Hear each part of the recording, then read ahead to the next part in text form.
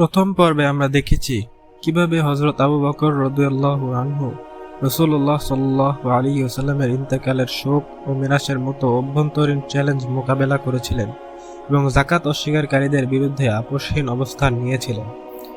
আজকের পর্বে আমরা দেখব, যখন মদিনা নিজেই অরক্ষিত, তখন তিনি কিভাবে নবীজি সাল্লাল্লাহু আলাইহি ওয়াসাল্লামের শেষ ওসিয়ত পূর্ণ করলেন, কিভাবে বিদ্রোহের আগুন নেভালেন এবং ইসলামের নব্য রাষ্ট্রকে পতনের হাত থেকে রক্ষা করলেন। নবীজি সাল্লাল্লাহু আলাইহি ওয়াসাল্লামের ইন্তেকালের পূর্বে রোমান সাম্রাজ্যের সীমান্তে যুদ্ধ করার জন্য হযরত উসামা বিন যায়েদ রাদিয়াল্লাহু আনহুর নেতৃত্বে একটি বাহিনী প্রস্তুত করা হয়েছিল। কিন্তু নবীজি সাল্লাল্লাহু আলাইহি ওয়াসাল্লামের অসুস্থতা ও ইন্তেকালের কারণে বাহিনীটি মদিনা থেকে যাত্রা শুরু করতে পারেনি। নবীজি সাল্লাল্লাহু আলাইহি ওয়াসাল্লামের ইন্তেকালের পর আরবের চারপাশ থেকে বিদ্রোহের খবর আসতে শুরু করে। মদিনার প্রতিরক্ষা তখন ছিল সবচেয়ে গুরুত্বপূর্ণ বিষয়।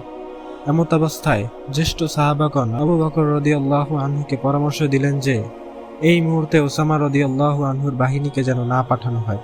তাদের ধারণা ছিল মদিনা অরক্ষিত এবং ওসামার বাহিনীর মতো শক্তিশালী দল মদিনার সুরক্ষার জন্য থাকা অপরিহার্য। চতুর্মুখী পরীক্ষার মধ্যেও হযরত আবু বকর রাদিয়াল্লাহু আনহুর মনোবল অত্যন্ত মজবুত ছিল। এই পরিস্থিতিতে তিনি একমাত্র ব্যক্তি ছিলেন যিনি নবুয়তের রাজনৈতিক ও রাষ্ট্রীয় নীতিমালা রক্ষা করতে পারেন। তিনি আল্লাহর উপর তাওয়াক্কুল করার পাশাপাশি চেষ্টা চালিয়ে যান।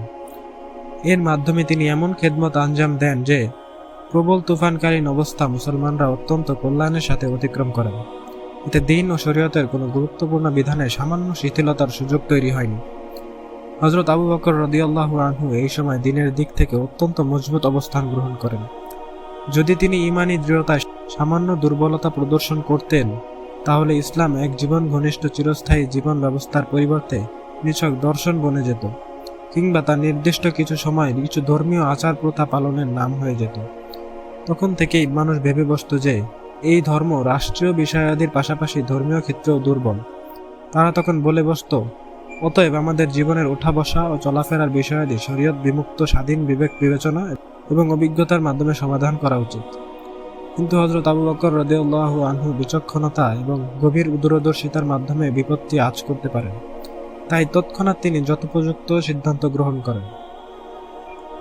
হযরত উসামা বিন যায়েদ রাদিয়াল্লাহু আনহুর বাহিনী প্রেরণ করার বিষয়টি সামনে এলে হযরত ওমর, উসমান, সাদ বিন আবি ওয়াক্কাস, হযরত সাঈদ বিন যায়েদ রাদিয়াল্লাহু আনহুমার মতো বড় বড় সাহাবী আবু বকর রাদিয়াল্লাহু আনহুর নিকট উপস্থিত হন। তারা সকলেই এই বাহিনী পরবর্তীতে প্রেরণ করার পরামর্শ দেন। তারা বলেন যে আরবের চারিদিকে এখন বিভিন্ন ধরনের বিদ্রোহ ছড়িয়ে পড়েছে, তাই এই মুহূর্তে এই বাহিনী শামে পাঠানোটা কোনো কল্যাণ বয়ে আনবে না, বরং এর পরিবর্তে তাদেরকে মুরতাদদের বিরুদ্ধে প্রেরণ করা হোক। উপরন্তু এই বাহিনী চলে গেলে মদিনা অরক্ষিত হয়ে যাবে। এখানে আমাদের স্ত্রী, সন্তান ও পরিবার পরিজন রয়েছে, তাই যতক্ষণ পর্যন্ত মুরতাদ দমন না হয়ে যায় ততক্ষণ রোমকদের সঙ্গে জিহাদের বিষয়টি মুলতবি করা হোক। আবু বকর রাদিয়াল্লাহু আনহু শান্তভাবে তাদের আলোচনা শুনলেন। এরপর তাদের বলেন, তোমাদের আরো কিছু বলার আছে? তারা বলেন, না, আমরা আমাদের কথা বলেছি। খলিফা তৎক্ষণাৎ বললেন, ওই সত্তার শপথ যার হাতে আমার প্রাণ, যদি আমার প্রবল ধারণা হয় যে হিংস্র জন্তুরা মদিনায় প্রবেশ করে আমাকে ছোঁ মেরে নিয়ে যাবে, তবুও আমি অবশ্যই এই বাহিনী প্রেরণ করব। আমি কিভাবে সেই বাহিনী প্রেরণ করা থেকে বিরত থাকতে পারি, যার ব্যাপারে যে সত্তার উপর আকাশ থেকে ওহী অবতীর্ণ হতো তিনি বলেছেন, তোমরা ওসামার বাহিনী প্রেরণ করে দাও। হযরত আবু বকর রাদিয়াল্লাহু আনহুর অটল সিদ্ধান্তে সকলে নীরব হয়ে যান। কিন্তু তবু কিছু সাহাবী পরামর্শ দেন যে ওসামা বিন যায়েদের পরিবর্তে কোনো বয়োজ্যেষ্ঠ সাহাবীকে আমির নির্ধারণ করা হোক। হযরত আবু বকর রাদিয়াল্লাহু আনহু একথা শুনে অত্যন্ত দৃঢ় কণ্ঠে বলেন, রাসূল সাল্লাল্লাহু আলাইহি ওয়াসাল্লাম যাকে আমির বানিয়েছেন, তোমরা তাকে পদচ্যুত করার পরামর্শ দিচ্ছ। এই বাহিনী যখন সফরে বের হওয়ার জন্য প্রস্তুত হয়, তখন হযরত আবু বকর রাদিয়াল্লাহু আনহু মুজাহিদদের মনোবল বৃদ্ধি করার জন্য তাদের সাথে পায়ে হেঁটে চলতে থাকেন, আর ওসামা বিন যায়েদ তখন ঘোড়ার উপর ছিলেন। হযরত ওসামা রাদিয়াল্লাহু আনহু ভদ্রতার প্রতি তাকিয়ে আবেদন করেন, হে রাসূলুল্লাহর খলিফা, আপনি সওয়ার হন, অন্যথায় আমিও পায়ে হেঁটে চলব। হযরত আবু বকর রাদিয়াল্লাহু আনহু বলেন, না তোমার ঘোড়া থেকে নামার প্রয়োজন রয়েছে, আর না আমার আরোহণ করার দরকার আছে। কি সমস্যা?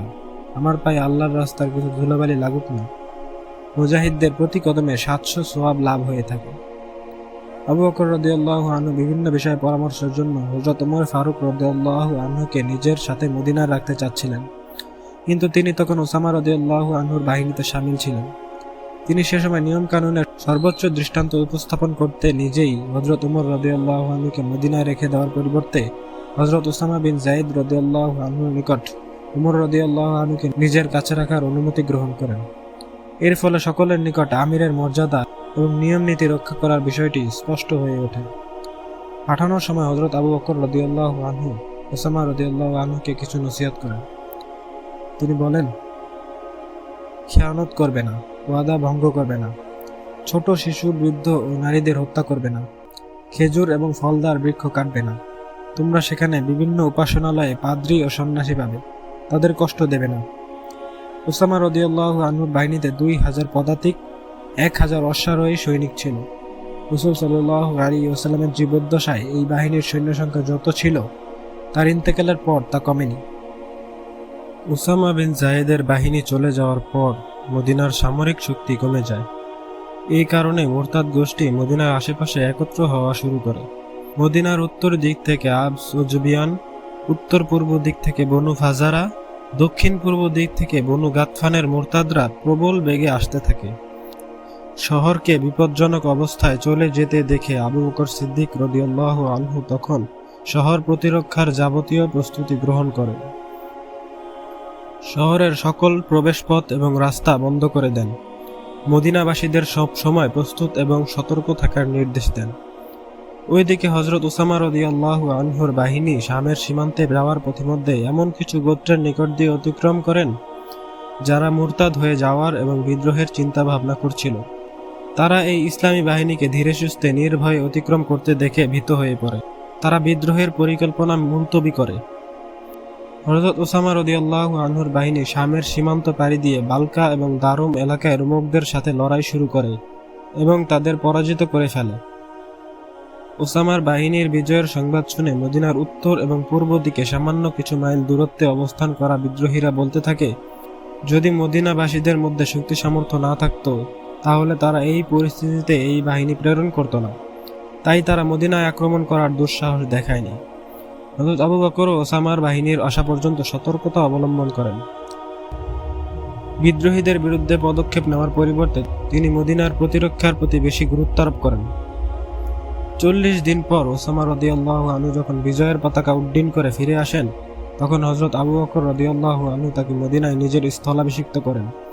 এরপর তিনি নিজেই মুজাহিদ বাহিনী নিয়ে বিদ্রোহীদের দমনে বের হন। সাহাবায়ে কেরাম তার জন্য দারুল খিলাফায় থাকার উপর বেশি গুরুত্ব আরোপ করেন, কিন্তু তবু তিনি বিরত হননি। সৈন্য নিয়ে নিজেই সেনাপতির দায়িত্ব গ্রহণ করেন। এরপর তিনি মদিনার আশপাশে অভিযান পরিচালনা করেন। এটা ছিল জুমাদাল উখরার শেষ দিকের কথা। আবস, জুবিয়ান, বনু মুররা, বনু কিনানার কারণে মদিনার আশপাশ তখন বিশৃঙ্খল হয়ে উঠেছিল। হযরত আবু বকর রাদিয়াল্লাহু আনহু তাদের উপর আকস্মিক হামলা করেন। একদিন ভোরের আলো ফোটার পূর্বে তিনি তাদের সম্মুখে হাজির হন। বিদ্রোহীরা তাকে হঠাৎ সামনে উপস্থিত দেখে ভীত সন্ত্রস্ত হয়ে পড়ে। মুসলমানরা তাদের উপর আক্রমণ করতে থাকে। সূর্য উদিত হওয়ার পূর্বেই লাশের বিশাল স্তূপ পড়ে যায়। অবশিষ্টরা পলায়ন করে। বিদ্রোহীদের মোকাবেলায় এটিই ছিল প্রথম বিজয়। এভাবেই তিনি বিদ্রোহীদের উপর ত্রাস সৃষ্টি করে তাদেরকে বিক্ষিপ্ত করে দেন। এরপর তিনি মদিনা থেকে 12 মাইল দূরে অবস্থিত জিল কাসসা নামক স্থানে ক্যাম্প স্থাপন করেন। মুজাহিদ বাহিনীকে 11 ভাগে বিভক্ত করেন। প্রত্যেক ভাগে অভিজ্ঞ সাহাবীদেরকে আমির নিয়োগ করেন। এরপর তিনি যুদ্ধের নকশা তৈরি করেন। এই নকশা অনুযায়ী তিনি 11 বাহিনীকে গোটা আরব উপদ্বীপে ছড়িয়ে দেন। এর দ্বারা মিথ্যা নবুয়তের দাবিদার এবং তাদের অনুসারীদের দমন করাই তার মূল লক্ষ্য ছিল। ইতিপূর্বে তিনি মুরতাদ, সর্দার এবং মিথ্যা নবুয়তের দাবিদারদের অনুসারীদের নিকট দূত প্রেরণ করেন। এর মাধ্যমে তিনি তাদেরকে পুনরায় ইসলামের প্রতি ফিরে আসার দাওয়াত প্রদান করেন। তার স্থলাভিষিক্ত তাদেরকে সঠিক পথে ফিরিয়ে আনার লক্ষ্যে প্রাণান্তকর চেষ্টা চালিয়ে যান। তারা ফিতনায় এতটাই নিমজ্জিত ছিল যে তাদের খুব কম সংখ্যক লোকই এই দাওয়াতে প্রভাবিত হয়েছিল। এই কারণে হযরত আবু বকর রাদিয়াল্লাহু আনহু পূর্ণ শক্তি, মানসিকতা এবং ঈমানী বলে বলীয়ান হয়ে তাদের বিরুদ্ধে ময়দানে নেমে আসেন। বনু আসাদ গোত্রের সর্দার তুলাইহা নবুয়তের মিথ্যা দাবি করে এক বড় সংখ্যক অনুসারী তৈরি করে ফেলেছিল। সে দাবি করত যে জিবরাইল আলাইহিস সালাম তার নিকট আয়াত অবতীর্ণ করেন। সে মন গড়া আয়াত দিয়ে মানুষকে বিভ্রান্ত করত। মানুষকে বিভ্রান্ত করার জন্য সে বিভিন্ন ধরনের ভেলকিবাজি প্রদর্শন করত। একবার সে মরুভূমিতে পানির বড় বড় মটকা লুকিয়ে রাখে। যখন তার অনুসারীদের পানি স্বল্পতা দেখা দেয়, তখন সে বলে, ঘোড়ায় আরোহণ করে তোমরা ওই দিকে কিছু মাইল অতিক্রম করো, তাহলে তোমরা সেখানে পানির মটকা দেখতে পাবে। লোকেরা সেখানে গিয়ে পানি পেলে এটাকে তুলাইহার মুআজিজা ভেবে বসত। এসব ভেলকিবাজির মাধ্যমে বনু আসাদ, বনু গাতফান এবং বনু তাঈকে নিজের অনুসারী করে তোলে। মোট কথা, এ এক ধ্বংসাত্মক ফিতনা ছিল, যা মদিনার পূর্ব দিক বিশৃঙ্খল করে তুলেছিল। তুলাইহাকে দমন করার জন্য হযরত আবু বকর রাদিয়াল্লাহু আনহু ইসলামের অন্যতম শ্রেষ্ঠ সিপাহ সালার হযরত খালিদ বিন ওয়ালিদ রাদিয়াল্লাহু আনহুকে নির্বাচন করেন। তুলাইহা তখন তার বাহিনীর সঙ্গে বুজাখ নামক স্থানে অবস্থান করছিল। হযরত আবু বকর খালিদ বিন ওয়ালিদকে পাঠানোর সময় এই নির্দেশনা প্রদান করেন যে, তুমি প্রথমে তাই গোত্রের নিকট যাবে, এরপর বুজাখের দিকে যাত্রা করবে। এই দায়িত্ব শেষ করার পর বিতাহে বনু তামিমের মালিক বিন নুয়াইরার খবর দিবে। এরপর আমার নির্দেশ আসা পর্যন্ত সেখানে অবস্থান করবে। তার এই নির্দেশনাগুলোয় গভীর হিকমত নিহিত ছিল। হযরত খালিদ এই নির্দেশনা অনুযায়ী সর্বপ্রথম তাই গোত্রের সঙ্গে যোগাযোগ করেন। তারা তুলাইহাকে সহযোগিতা করলেও তখন পর্যন্ত ইসলামের উপর প্রতিষ্ঠিত ছিল। বনু তাই এর সর্দার আদি বিন হাতিমের সাক্ষাৎ হলে তিনি 3 দিন অপেক্ষা করার পরামর্শ দেন। এই সময় তিনি তার গোত্রের লোকদের সঠিক পথে আনার চেষ্টা করবেন। হযরত খালিদ রাদিয়াল্লাহু আনহু তার প্রস্তাব মেনে নেন। হযরত আদি বিন হাতিম নিজ প্রচেষ্টায় সফল হন। তার গোত্রের লোকেরা তুলাইহার সঙ্গ ছেড়ে দিয়ে খালিদ রাদিয়াল্লাহু আনহুর বাহিনীতে যোগদান করেন। হযরত আবু বকর রাদিয়াল্লাহু আনহুর নির্দেশনা অনুযায়ী কাজ করার ফল ছিল এটা। দেখা যায় যুদ্ধ শুরু করার পূর্বে শত্রু সারিতে কম্পন সৃষ্টি হয়ে যায়। মুসলমানদের বাহিনীতে সৈন্য সংখ্যার বৃদ্ধি ঘটে। এরপর হযরত খালিদ তুলাইহার বিরুদ্ধে পদক্ষেপ নেওয়া শুরু করেন। বুজাখা নামক স্থানে উভয় বাহিনী মুখোমুখি হয়। জায়গাটি ছিল মদিনা থেকে 400 কিলোমিটার উত্তর পূর্ব দিকে। তুলাইহা তখন চাদর মুড়ি দিয়ে মুরাকাবার সুরতে এমন ভাবে বসে যায় যেন তার উপর এখন ওহী অবতীর্ণ হবে। তার বাহিনীর সিপাহ সালার ছিল উয়াইনা বিন হিসিন। তার অধীনে বনু ফাজারার 700 যোদ্ধা ছিল। মুসলমানদের উপর আক্রমণ করা হয়। ঘোরতর লড়াই শুরু হয়ে যায়। উয়াইনা খুব দ্রুতই বুঝতে পারেন খালিদ বিন ওয়ালিদকে পরাজিত করা বেশ কঠিন। সে তখন তুলাইহাকে এসে জিজ্ঞেস করে, জিবরাইল কি কোনো বার্তা নিয়ে এসেছে? তুলাইহা উত্তর দেয়, এখনো আসেনি। যুদ্ধ যখন দীর্ঘায়িত হয়, উয়াইনা ধীরে ধীরে নিজের পরাজয় দেখতে থাকে। তখন সে তুলাইহাকে এসে বলে, তোর বাপ মরে যাক, জিবরাইল এখনো কোনো বিধান নিয়ে আসেনি? তুলাইহা বলে, না, এখনো আসেনি। উয়াইনা এরপর তার বাহিনীকে যুদ্ধে ব্যস্ত রাখেন। কিন্তু যখন তার সঙ্গীদের পা পিছলে যায়, তখন সে দৌড়ে আসে এবং বলে, জিবরাইল কি এখনো আসেনি? তুলাইহা উত্তর দেয়, হ্যাঁ, এসেছিল। উয়াইনা আনন্দিত হয়ে জিজ্ঞেস করে, তিনি কি নির্দেশ নিয়ে এসেছেন? তুলাইহা তখন একটি মন গড়া আয়াত পড়ে দেয়, যার অর্থ এরকম, তোমার ভাগ্যে তার মতো একটি চাক্ষী নসিব হবে। তোমার অবস্থা এমন হবে যে তুমি চিরকাল তা স্মরণ রাখবে। উল্টাপাল্টা কথা শুনে উয়াইনা বুঝে যায় তুলাইহা মিথ্যা নবুয়তের দাবিদার। তখন সে তার বাহিনীর মধ্যে গিয়ে ঘোষণা দেয়, লোক সকল, তোমরা প্রাণ নিয়ে পালিয়ে যাও। এই লোক একটা মিথ্যুক এবং ধোঁকাবাজ। উয়াইনা ও তার গোত্রের লোকজন পলায়ন শুরু করে। মুরতাদদের পা উপড়ে যায়। উয়াইনাকে পাকড়াও করা হয়। কিন্তু নবুয়তের দাবিদার তুলাইহা পূর্ব থেকেই পরিস্থিতি সামাল দেওয়ার জন্য অত্যন্ত দ্রুতগামী ঘোড়ার ব্যবস্থা করে রেখেছিল। সে তার স্ত্রীকে নিয়ে তাতে চড়ে বসে আর এই কথা বলতে বলতে পলায়ন করে যে, লোক সকল, যারা নিজেদের পরিবার নিয়ে পালাতে পারবে, তোমরা পালিয়ে যাও। সে প্রাণ নিয়ে সামনে চলে যায়। এরপর কিছুকাল এদিক সেদিক ঘুরে বেড়ায়। একসময় সে দ্বিতীয়বার ইসলাম গ্রহণ করে হযরত আবু বকর রাদিয়াল্লাহু আনহুর দরবারে ক্ষমার আবেদন করে। হযরত আবু বকর রাদিয়াল্লাহু আনহু মুরতাদদের তওবার বিষয়ে শিথিল মনোভাব পোষণ করতেন। তিনি তার এই আবেদন কবুল করেন। পরবর্তীতে সে ইরাকের যুদ্ধে মুসলমানদের সর্বোত্তম সৈনিকের ভূমিকা পালন করে। ওইদিকে উয়াইনাও ইসলাম কবুল করে নেয়। তাকেও ক্ষমা করে দেওয়া হয়। তুলাইহার বাহিনী দমন করার পর খালিদ বিন ওয়ালিদ আবু বকর রাদিয়াল্লাহু আনহুর নির্দেশনা অনুযায়ী এই এলাকাতেই অবস্থান করেন। এর ফলে আশপাশের ইরতিদাদের যে সামান্য কিছু লক্ষণ প্রকাশ পেয়েছিল, এজন্য তাকে পুনরায় কোনো বড় ধরনের কষ্ট করতে হয়নি। তারপর বনু গাতফান, হাওয়াজিন এবং বনু সুলাইমের মুরতাদরা উম্মে জিমিল, যার আসল নাম সালমা বিনতে মালিক, এর নেতৃত্বে একত্রিত হয়। ইতিপূর্বে এই মহিলাটি এক জিহাদে বন্দী হয়ে হযরত আয়েশা সিদ্দিকার বাদী হিসেবে ছিল। তিনি অনুগ্রহ করে তাকে আজাদ করে দেন। তার মা উম্মে কিরাফা নিজ গোত্রের সর্দার ছিল। মুসলমানদের বিরুদ্ধে লড়াইয়ে সে মৃত্যুবরণ করে। মায়ের মৃত্যুতে উম্মে জিমিল ক্রোধান্বিত হয়ে আরবের বিভিন্ন গোত্রকে নিজের আশপাশে জড়ো করে তাদেরকে মুসলমানদের বিরুদ্ধে লড়াইয়ে উত্তেজিত করে। তার এই কর্মকাণ্ডের ব্যাপারে অবগত হওয়ার পর হযরত খালিদ বিন ওয়ালিদ সেনাবাহিনী নিয়ে সে দিকে অগ্রসর হন। উম্মে জিমিল একটা উটে চড়ে তার অনুসারীদের নিয়ে লড়াইয়ে অবতীর্ণ হয়। এক ঘোরতর যুদ্ধের পর মুসলমানগণ সেই উটটি ধরাশায়ী করে তাকে হত্যা করে ফেলেন। এই যুদ্ধে উম্মে জিমিলকে রক্ষা করতে গিয়ে 100 মুরতাদ নিহত হয়। মিথ্যা নবুয়তের দাবিদারদের মধ্যে আসওয়াদ আনাসি রাসূল সাল্লাল্লাহু আলাইহি ওয়াসাল্লামের জীবদ্দশায় এই ফিতনা শুরু করেছিল। হাজার হাজার বেদুইন তার অনুসারী হয়ে গিয়েছিল। তার শক্তি সামর্থ্যের কারণে গোটা ইয়েমেনবাসী ভীত সন্ত্রস্ত ছিল। তার জুলুম নির্যাতন এতটাই মারাত্মক রূপ ধারণ করেছিল যে সেই ইয়েমেনের প্রসিদ্ধ তাবেঈ আবু মুসলিম খাওলানি, যিনি রাসূল সাল্লাল্লাহু আলাইহি ওয়াসাল্লামের যুগ পেয়েছেন কিন্তু তার সঙ্গে সাক্ষাতের সৌভাগ্য লাভ হয়নি, তার নবুয়ত প্রকাশ্যে অস্বীকারের শাস্তি স্বরূপ গ্রেফতার করে জ্বলন্ত অঙ্গারে নিক্ষেপ করে। কিন্তু তা সত্ত্বেও আবু মুসলিম সম্পূর্ণ নিরাপদ ছিলেন। আল্লাহর রহমতে তার একটি পশমও পড়েনি। এই বিস্ময়কর দৃশ্য দেখে আসওয়াদ আনাসির চেলারা বলে, তাকে এই এলাকা থেকে দ্রুত সরিয়ে ফেলুন, অন্যথায় লোকেরা আপনার থেকে দূরে সরে যাবে। আনাসি আবু মুসলিমকে ইয়েমেন থেকে বের হওয়ার নির্দেশ দেয়। তিনি নিজেই এই পাপাচারীদের থেকে দূরে থাকতে চাচ্ছিলেন। এ সময় তিনি ইয়েমেন ছেড়ে চলে যান। এটি রাসূল সাল্লাল্লাহু আলাইহি ওয়াসাল্লামের মৃত্যুকালীন ঘটনা। রাসূল সাল্লাল্লাহু আলাইহি ওয়াসাল্লাম তার এই বিশৃঙ্খলার খবর শুনে সেখানকার গভর্নরদের চিঠি লিখে আসওয়াদের ফিতনা দমন করার নির্দেশ দেন।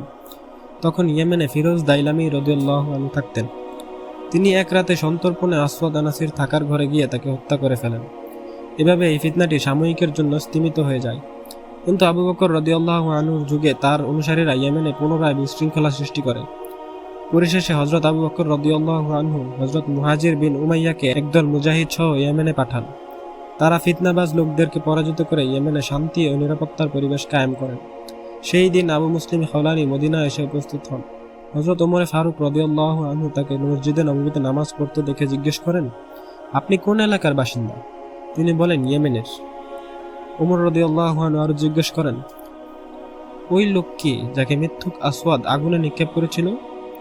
তিনি বলেন, সে হলো আব্দুল্লাহ বিন সাউদ, যা আবু মুসলিম খাওলানির আসল নাম ছিল। হযরত ওমর রাদিয়াল্লাহু আনহু তখন শপথ করে জিজ্ঞেস করেন, আপনি কি সেই ব্যক্তি নন? তিনি বলেন, জি হ্যাঁ। হযরত ওমর রাদিয়াল্লাহু আনহু তখন তাকে গলার সঙ্গে জড়িয়ে কেঁদে ফেলেন। এরপর নিজেই তাকে আবু বকর রাদিয়াল্লাহু আনহুর নিকট নিয়ে যান। যা ঘটেছে তা শোনান। আবু বকর রাদিয়াল্লাহু আনহু বলেন, সকল প্রশংসা আল্লাহর, যিনি মৃত্যুর পূর্বেই আমাকে এমন এক ব্যক্তির সঙ্গে সাক্ষাৎ করিয়েছেন যার সঙ্গে আল্লাহ তাআলা হযরত ইব্রাহিম আলাইহিস সালামের মতো আচরণ করেছেন। বিতাহে বনু তামিমের গোত্রপতি মালিক বিন নুয়াইরা অবদ্ধতা প্রদর্শন করছিল। রাসূল সাল্লাল্লাহু আলাইহি ওয়াসাল্লাম তখন জীবনের শেষ দিকে ছিলেন। যাকাত উসুল করার জন্য তার নিকট আমিল পাঠান। এরই মধ্যে রাসূল সাল্লাল্লাহু আলাইহি ওয়াসাল্লামের মৃত্যুর সংবাদ চলে আসে। তখন মালিক বেঁকে বসে। সে বলে, এই যাকাত এখন মদিনায় যাবে না, বরং এখানকার অভাবগ্রস্তদের মধ্যে এটা ব্যয় করা হবে। যখন রাসূল সাল্লাল্লাহু আলাইহি ওয়াসাল্লামের আমিলগণ তাকে যাকাতের অর্থ মদিনায় পাঠানোর জন্য বারবার বলতে থাকেন, তখন মালিক লড়াইয়ের পথে হাঁটে। সেদিনই ইরাকের সীমান্ত এলাকার আল জাজিরার মিথ্যা নবুয়তের দাবিদার সাজাহ সেখানে পৌঁছে। তার সঙ্গে শক্তিশালী বাহিনী ছিল। এদের মধ্যে বনু তাগলিবের খ্রিস্টানরাও ছিল, যারা মুসলমানদের গৃহযুদ্ধে ইন্ধন যোগাচ্ছিল। সাজাহ এই বাহিনী নিয়ে মদিনা আক্রমণ করতে চাচ্ছিল। পথিমধ্যে সে বনু তামিমকে নিজের সহযোগী হিসেবে পাওয়ার জন্য এর গোত্রপতি মালিক বিন নুয়াইরার সঙ্গে আলোচনা করে। মালিক তাকে বোঝায় যে এখন মদিনা আক্রমণ করার পরিবর্তে নিজের শক্তি সামর্থ্য বৃদ্ধি করাটাই উত্তম হবে। পরামর্শটি সাজার পছন্দ হয়। সেই সময় ইয়ামামাতে মুসাইলামা কাজ্জাবের প্রবল শক্তি সামর্থ্যের বিষয়টি লোকমুখে ছড়িয়ে পড়েছিল। সাজাহ তখন ইয়ামামার দিকে রওনা হয়। মালিক বিন নুয়াইরা পরামর্শ দিয়ে সে নিজেই পেছনে রয়ে যায়। হযরত আবু বকর রাদিয়াল্লাহু আনহু এই সকল পরিস্থিতি সম্পর্কে ভালোভাবে অবগত ছিলেন। তিনি খালিদ বিন ওলীদ রাদিয়াল্লাহু আনহুকে মদিনা থেকে বিদায় দেওয়ার সময় বিতাহের খোঁজখবর নেওয়ার নির্দেশনা প্রদান করেছিলেন। খালিদ রাদিয়াল্লাহু আনহু তুলাইহার অনুসারীদের দমন করে আকস্মিকভাবে বিতাহে আক্রমণ করেন। সেখানে গিয়ে মালিক বিন নুয়াইরাকে তার চেলা চামুন্ডা সহ গ্রেপ্তার করে নিয়ে আসেন। সে যাকাত বা ইসলামের কোনো রোকন অস্বীকার করেনি, কিন্তু সে ইসলামী খেলাফতের সাথে বিদ্রোহ করেছিল। তা সত্ত্বেও হযরত খালিদ রাদিয়াল্লাহু আনহু তাকে হত্যা করতে চাননি, কেননা তার ভদ্রতা, দানশীলতা, বীরত্ব প্রসিদ্ধ ছিল। কিন্তু ভাগ্যের লিখন অবশ্যই বাস্তবায়িত হয়। মালিক গ্রেফতার হওয়ার পর ভুলক্রমে একজন সৈনিকের হাতে নিহত হয়ে যায়। মালিকের ভাই মুতমিম এক বড় কবি ছিল। সে ভাইয়ের শোকে এক কবিতা রচনা করে, যা আরবি সাহিত্যের অংশ হয়ে যায়। এখানে একটি বিষয় ভালোভাবে বোঝা উচিত যে মালিক বিন নুয়াইরাকে হত্যার ক্ষেত্রে খালিদ বিন ওয়ালিদ রাদিয়াল্লাহু আনহুর কোনো ধরনের ভূমিকা ছিল না। হযরত খালিদ বিন ওয়ালিদ রাদিয়াল্লাহু আনহু প্রচণ্ড শীতের রাতে বন্দীদের ব্যাপারে সিপাহীদের দিক নির্দেশনা প্রদান করতে গিয়ে বলেন, বন্দীদের গরমের ব্যবস্থা করো, অর্থাৎ তাদেরকে শীত বস্ত্র এবং মোটা লেপের ব্যবস্থা করে দাও। কিন্তু এই এলাকা তথা বনু কিনানার ভাষায় এটি মেরে ফেলার অর্থে ব্যবহৃত হতো। এজন্য কিছু সৈনিক ভুল বুঝে বন্দীদের হত্যা করা শুরু করে দেয়। মালিক বিন নুয়াইরা ওই সময় সৈনিকদের হাতে নিহত হয়ে যায়। হযরত খালিদ রাদিয়াল্লাহু আনহু এই ঘটনায় অত্যন্ত দুঃখ প্রকাশ করে বলেন, আল্লাহ তাআলা যখন কোনো কিছুর ইচ্ছা করেন তখন অবশ্যই তা সংঘটিত হয়।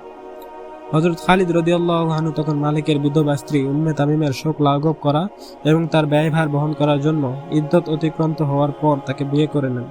এখানে একটি বিষয় লক্ষ্য করতে হবে, আর তা হলো হযরত খালিদ রাদিয়াল্লাহু আনহু যদি মালিককে হত্যা করতে চাইতেন তাহলে তিনি উম্মে তামিমকে বিয়ে করার প্রশ্নই উঠত না। বরং আরবদের স্বভাব প্রকৃতি অনুযায়ী নিহত স্বামীর হত্যার বদলা নেওয়ার জন্য তার স্ত্রী উঠে পড়ে লাগতেন। এমনকি উম্মে তামিম হযরত খালিদের উপর দিয়তের বোঝা আরোপ করেননি। এর দ্বারা এছাড়া আর কি উদ্দেশ্য হতে পারে যে খালিদ রাদিয়াল্লাহু আনহু তার নিকট নির্দোষ ছিলেন? অসতর্ক ইতিহাস লেখকগণ ঘটনাকে এভাবে উল্লেখ করেছেন, যদি সেটাই বাস্তব হতো, অর্থাৎ হযরত খালিদ রাদিয়াল্লাহু আনহু মালিককে ইচ্ছা করে হত্যা করতেন, এরপর তার স্ত্রীকে বাধ্য করে বিয়ে করতেন, তাহলে আবু বকর রাদিয়াল্লাহু আনহু এই জুলুম কখনোই মেনে নিতে পারতেন না। পরবর্তী পর্বে আমরা দেখব রিদ্দার যুদ্ধগুলোর মধ্যে সবচেয়ে ভয়াবহ যুদ্ধ মুসাইলামা কাজ্জাবের বিরুদ্ধে মুসলিম বাহিনীর চূড়ান্ত লড়াই। এই যুদ্ধেই কিভাবে কোরআনের হাফিজদের বড় অংশ শহীদ হয়েছিলেন এবং কিভাবে মুসলিম উম্মাহ কোরআন মাজিদের সংকলনের মতো ঐতিহাসিক দায়িত্ব গ্রহণ করেছিল।